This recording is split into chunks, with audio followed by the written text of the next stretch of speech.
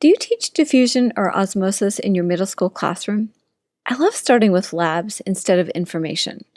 I love it when kids are able to investigate scientific phenomena instead of just reading about them or talking about them. Because I think when you start with labs and activities, kids get interested right away.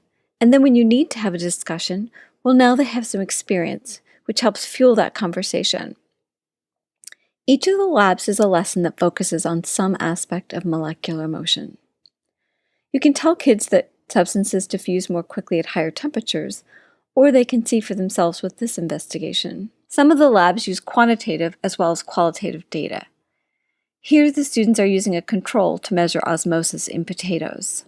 Each of the videos has 3 parts. The first one is just me doing the experiment, so you can see kind of what it looks like, walks you through it.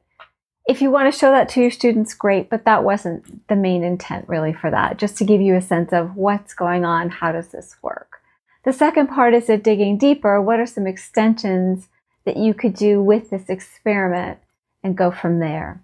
And the third part is called teacher to teacher, and that's, again, just what you think it is. It's to give you some background information, possibly some little hints or helps or some substitutions. If you don't have this equipment, could you use something else? The written instructions are designed to go straight into the hands of students, so you can literally print and go. In our classroom, I don't even introduce the labs. I just hand them out the sheets and they get to work.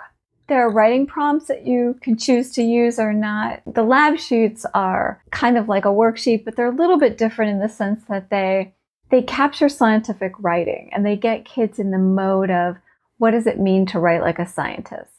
And the writing prompts are the same, it's the same thing, but it's just distilled down to a tiny little prompt that you would type in or refer to use in more of a journal. There are answer keys for those writing prompts. There's also teacher notes, which is going to give you some background information. Again, more of those hints and helps. You shouldn't have to do any outside research on this topic unless you want to. The video and the written materials are designed to support each other, and they are completely independent, so you can choose to do one or the other, or you can choose to use both.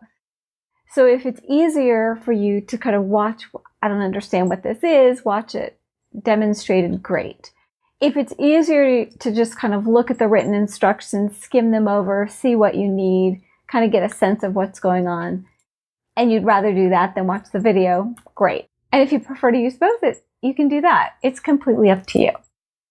Each of the lessons has both video and PDF instructions, which are nicely organized in this course format.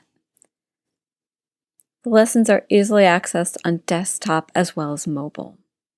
Sign up for the course and join the adventure.